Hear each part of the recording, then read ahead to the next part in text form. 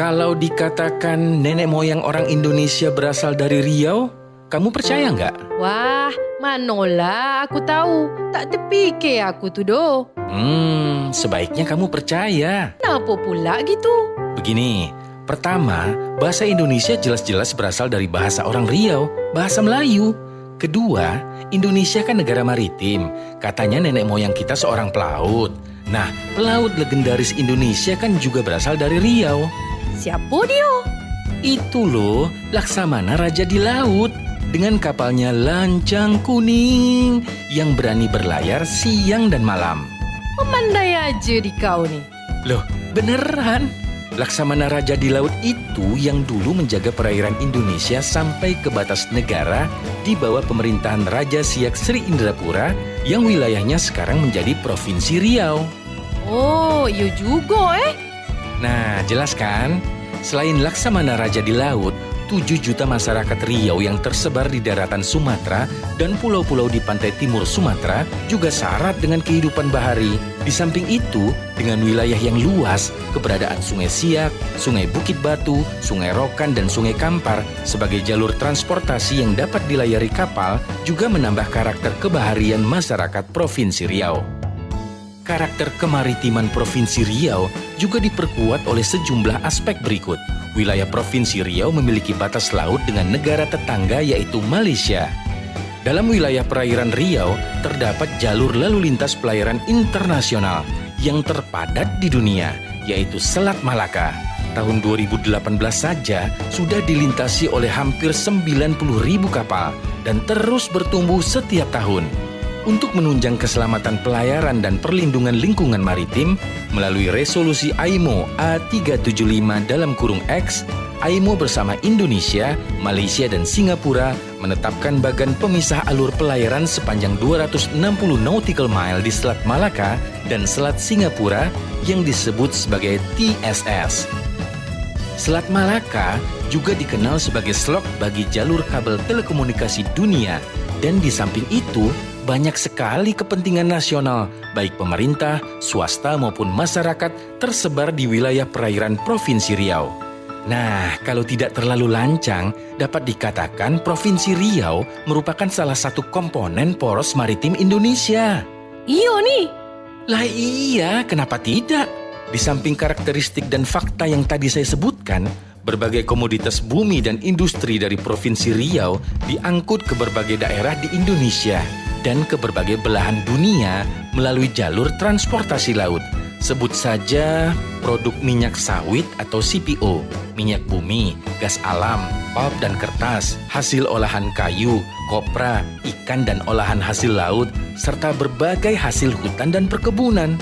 Semua itu berada dalam wilayah kerja Distrik Navigasi Kelas 1 Dumai yang bertanggung jawab atas terwujudnya keselamatan pelayaran, perlindungan lingkungan maritim, serta mendukung terselenggaranya berbagai kepentingan di perairan. Wilayah kerja Distrik Navigasi Kelas 1 Dumai juga mencakup sebagai wilayah perairan Provinsi Kepulauan Riau. Aduh, tambah berat lah kerjanya tu. Masih ada lagi. Wilayah kerja Distrik Navigasi Kelas 1 Dumai juga diwarnai dengan berbagai aktivitas pembangunan dan pemanfaatan perairan yang senantiasa bertumbuh. Aku tak menyangka, ternyata banyak juga urusannya Lah iya. Nah, untuk itulah perlu dilakukan penataan alur pelayaran dan perlintasan di laut. Maksudnya macam mana? Maksudnya ya alur pelayaran dan perlintasan kapal-kapal di laut harus ditata dengan baik, termasuk juga zonasi atau area-area untuk berbagai aktivitas lainnya di laut. Semuanya harus diatur dengan mantap. Apa tujuannya? Ya, untuk menjamin tersedianya alur pelayaran yang cukup, aman, lancar, dan selamat bagi lalu lintas pelayaran, didukung dengan penerapan tata cara berlalu lintas bagi kapal-kapal. Hal ini dilakukan sambil tetap menjamin keselamatan berbagai kepentingan lain di perairan, mulai dari kepentingan kepelabuhanan, kepentingan ekonomi, industri dan wisata, serta tidak kalah penting, perlindungan terhadap lingkungan maritim itu sendiri. Hal ini sangat berperan dalam meningkatkan konektivitas antar pulau dan wilayah dalam rangka menjamin kelancaran arus penumpang dan barang, mendorong pertumbuhan ekonomi dan industri, serta untuk menekan disparitas harga antar wilayah. Terus caranya macam mana? Caranya mah secara umum sudah diatur dalam Peraturan Menteri Perhubungan Nomor 129 Tahun 2016 tentang alur pelayaran di laut dan atau bangunan di perairan. Ini merupakan turunan dari Undang-Undang Nomor 17 tentang pelayaran dan Peraturan Pemerintah Nomor 5 tentang kenavigasian. Di sini telah diatur tugas distrik navigasi di bidang pengamatan laut seperti melaksanakan observasi kondisi perairan, survei hidrografi, memberikan pertimbangan teknis keselamatan pelayaran dan rekomendasi. Hal ini dilakukan untuk kepentingan penetapan jenis dan posisi pembangunan SBNP, penataan alur pelayaran, penataan area pendukung pelabuhan, penetapan lokasi pelabuhan, pekerjaan lepas pantai, pengerukan, reklamasi dan penetapan dumping area, aktivitas lainnya di perairan, pemuktahiran data pada buku petunjuk pelayaran dan peta laut. Semuanya harus diterapkan dengan memperhatikan ketentuan-ketentuan dalam berbagai peraturan perundangan terkait lainnya, misalnya tentang kepelabuhanan, terminal khusus dan terminal untuk kepentingan sendiri, salvage dan pekerjaan bawah air, pengurukan dan reklamasi, perlindungan lingkungan maritim, hidrografi dan pemetaan, dan lain sebagainya. Di samping regulasi nasional, regulasi internasional di bidang keselamatan pelayaran, perlindungan lingkungan maritim, hidrografi, dan hukum laut internasional juga harus dipedomani. Intinya, segala hal atau kegiatan yang berimplikasi pada tatanan di perairan terlebih dahulu harus mendapatkan pertimbangan teknis atau rekomendasi aspek keselamatan pelayaran dari distrik navigasi serta kantor sah bandar dan otoritas pelabuhan, guna menjamin tetap terjaganya keselamatan pelayaran, keselamatan bangunan, instalasi dan kegiatan di perairan, termasuk perlindungan lingkungan bahari. Ternyata betul juga. Kalau pemerintah tuh selalu ada dalam memberikan pelayanan. Ya iya, begitu juga Distrik Navigasi Kelas 1 Dumai selaku unit pelaksana teknis Direktorat Jenderal Perhubungan Laut yang secara teknis dibina oleh Direktorat Kenavigasian, hadir untuk membantu masyarakat dan dunia usaha dalam merencanakan dan memastikan keselamatan aktivitasnya di perairan, keselamatan pelayaran, serta perlindungan lingkungan maritim.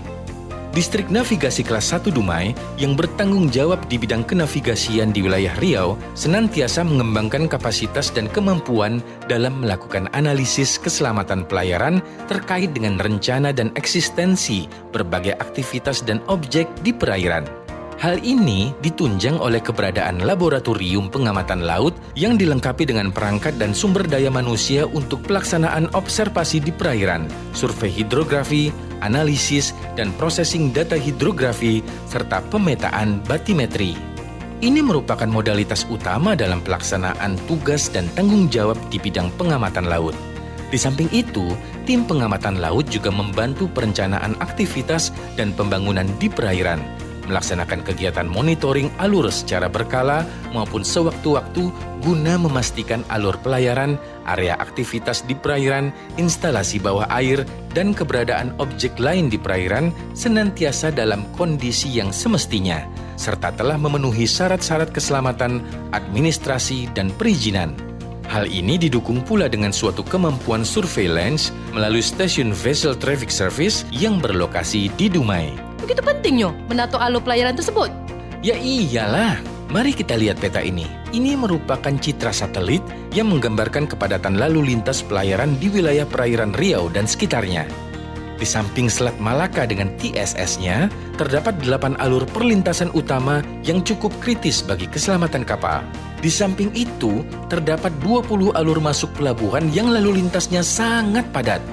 Nah, sekarang coba kita tumpuk dalam peta yang sama.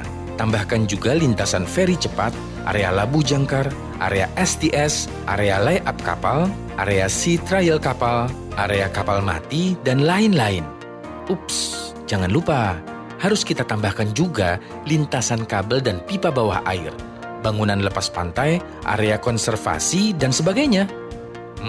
Hasilnya cukup complicated kan? Belum lagi kalau ditumpuk dengan titik-titik lokasi kegiatan nelayan dan masyarakat pesisir. Aduh, bisa tambah pening kepala tuh. Pusing sih tidak, tapi ya ramai banget. Inilah kita, inilah negara maritim. Benar kata Bapak Presiden, kita harus membangun kedaulatan maritim Indonesia. kita harus memperkuat fokus di bidang kemaritiman ini untuk mewujudkan Indonesia sebagai poros maritim dunia. Ini hanya mungkin terwujud apabila segala aktivitas kemaritiman dijamin keselamatan, keamanan, dan kelancarannya. Meski dengan segala kepadatan aktivitas maritim tersebut, lingkungan maritim serta sumber kekayaan alam di dalamnya harus tetap terjaga agar bermanfaat bagi kita, bagi anak cucu kita, dan bagi seluruh masyarakat Indonesia. Iyo juga Nah, untuk itulah perlu dilakukan penataan yang baik di perairan. Distrik Navigasi Kelas 1 Dumai diberi mandat untuk membantu masyarakat dan dunia usaha melalui penataan alur pelayaran dan perlintasan di laut, penandaan sarana bantu navigasi pelayaran di perairan, pemantauan dan layanan lalu lintas pelayaran, serta telekomunikasi pelayaran. Namun, ini nih yang paling penting, kita harus senantiasa kerja bersama. Dengan adanya kerjasama dari semua pihak yang terkait dan berkepentingan, tidaklah sulit. Dengan sebuah strategi dan konsistensi, bahkan akan sangat mudah untuk mewujudkan perairan yang tertata baik, aman, selamat, dan lancar bagi kepentingan pelayaran, ekonomi, strategis, nelayan, serta berbagai kepentingan lainnya di perairan menuju Indonesia unggul. Marilah bangsaku, kita tetap berjuang dan kobarkan semangatmu. Ingat, pesan yang disampaikan pendiri bangsa kepada kita selaku bangsa maritim. Usahakanlah agar kita menjadi bangsa pelaut kembali. Ya, bangsa pelaut dalam arti seluas-luasnya. Bukan sekedar menjadi jongos-jongos di kapal, bukan. Tetapi bangsa pelaut dalam arti kata cakrawala samudra. Bangsa pelaut yang mempunyai armada niaga. Bangsa pelaut yang mempunyai armada militer. Bangsa pelaut yang kesibukannya di laut menandingi irama gelombang lautan itu sendiri.